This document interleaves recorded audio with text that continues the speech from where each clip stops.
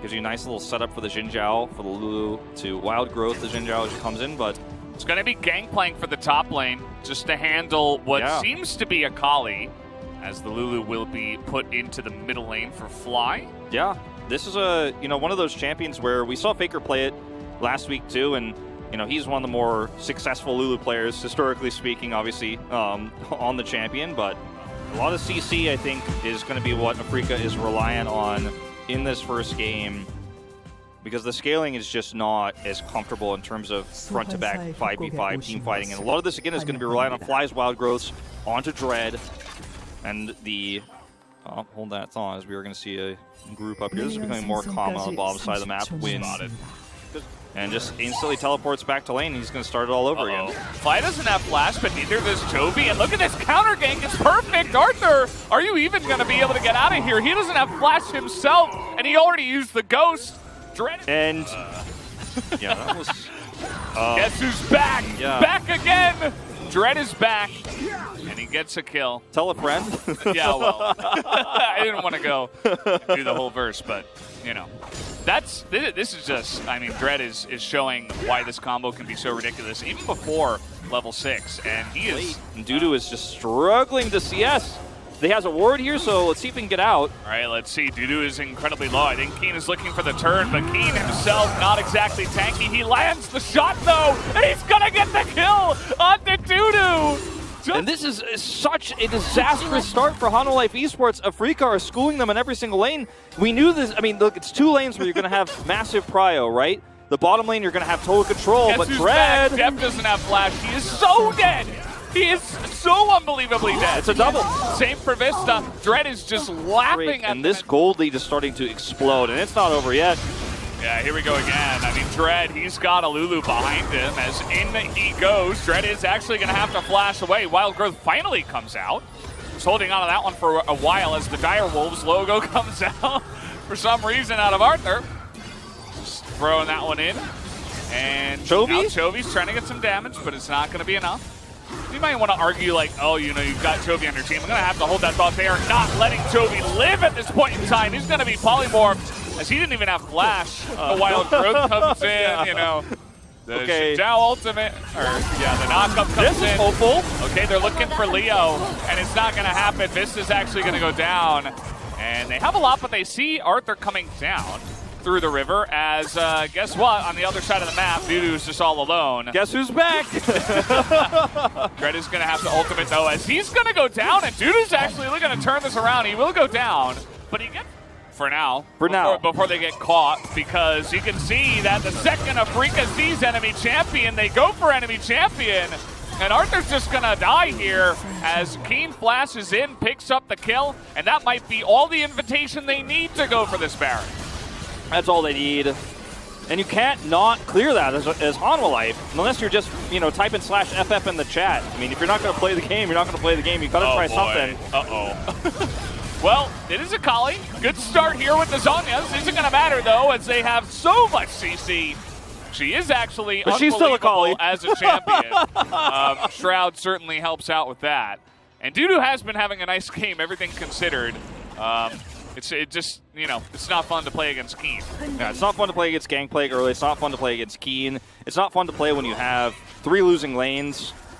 You got to be careful as Afreeca. This is something that we might see a better team just end much earlier, but that Afreeca might have trouble with. Now they're going to start this Baron, and Afreeca, again, we talked about it before this game even started. They're so reliant on their CC in team fights. They do have a lot more damage than you would have had normally in a standard game because they were so ahead. But this is still winnable for Hanwha Life. Here we go. They're going for the turn, and immediately Vista just evaporates in this one, as now they're going to try to get on top of a Kali. They made that mistake last time, but they will be able to get his flash out. Chovy. Person to lose for Hanwha Life, but this is still a 4v5 fight where you're behind. Dudu here, I think he's just gone. Way too much damage coming out, and he will go down. As now Arthur going to be kited out, and now it's time for round 3 with the Baron. We also have to mention the fact that we haven't talked about too much because we've had so much control. It's a 2 Mountain Drake, Mountain Soul here of extra stacking armor for this composition that's so significantly ahead. Like, Does True Shot Barrage even do damage? It feels like there's still a little bit of hope here for Hanwha if they can actually, and we do 2,000 assists. There you go. Lahen's congratulations in that last fight, which was a pretty flashy one. We'll give that to him. He picks up 2 more assists, and that is exactly 2,000 for this amazing player. Glad that he's kind of turning things up in recent times. I feel like he's doing really well on this Afrika roster, especially for summer. Look at his ward score, too, with everything that's happened in this game. Not surprising. Oh, boy. This onslaught just never ends. And now they're going to find another one here. Vista is just... I mean, he doesn't get to play this game, okay? Yeah. Vista just sits there and dies. That's his role in this one. They see Chovy's not here, and they walk past the turret and past the inhibitor to look for a kill. Finally, Afrika really taking that initiative you were looking for. Yeah.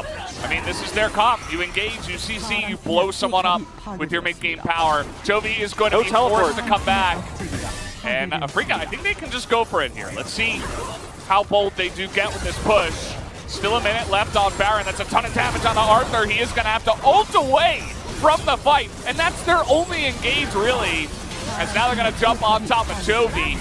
And here we go. The Karma Shields do come in. This is their one opportunity to get in there. But down will go Dudu. And down will go Arthur. Afrika just way too far ahead in this game. And they will be able to clean up. And they will be taking game number 1 of this series. Keen picks up another kill. He will get the last kill of the contest, 5-0 and 5. Just the damage for Dudu in this game is something that people may try to meme. The damage for depth, man.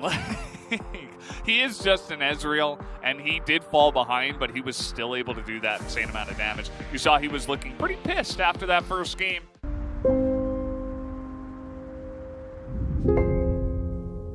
Be fine against Gwen on this Kennen matchup. Bottom side of the map, you know, it's Varus versus Ezreal, so that's where things can get a little bit iffy.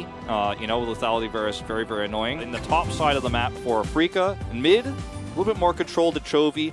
But the bottom side, I think, is where the Varus pick really needs to have pretty heavy weight here for Hanwha Esports into the Ezreal. Otherwise, Ezreal will just outscale later on. Is so powerful in those skirmishes, like you mentioned. He took the cleanse just for extra safety, because you know that, you know, against the Ryze, against the Thresh here, and even the Varus, if you don't die, you're going to out-damage in those longer trades.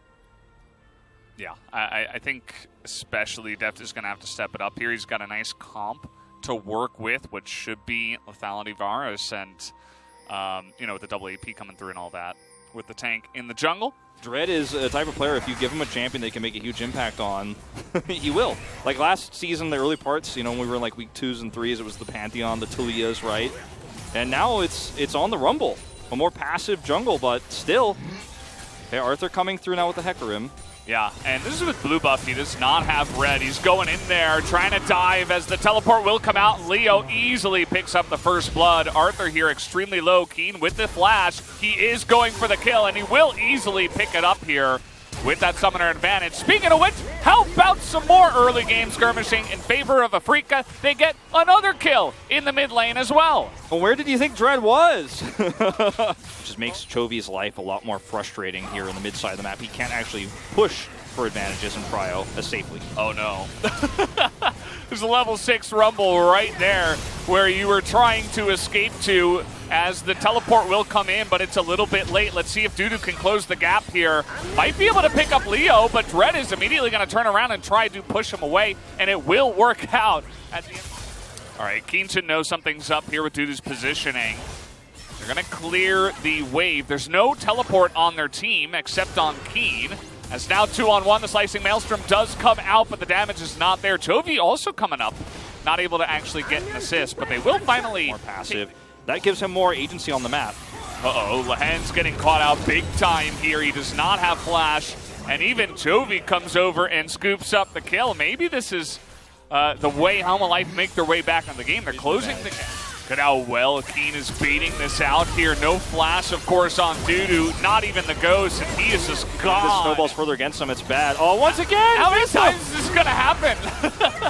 Well, you know, if you get that pick, you certainly come in. I was going to say, Afrika are just too low. They can't stick around here, but... Where have we seen this before? I mean, we've seen so many symptoms of this problem for Afrika. Oh, no. What? This is...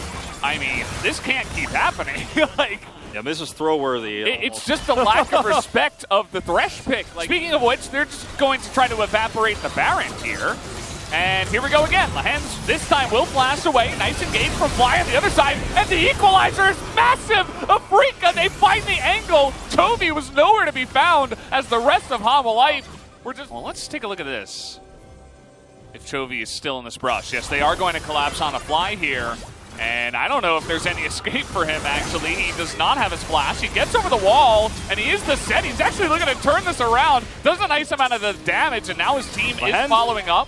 Lahen's going to miss the knockup. Now Life looking to turn as in comes Vista. And they actually have a way to turn it back here. Leo gets the 1 kill, but now 3v1. It doesn't look like he'll have a chance to get out. Even blows his cleanse. And Life finds another pick.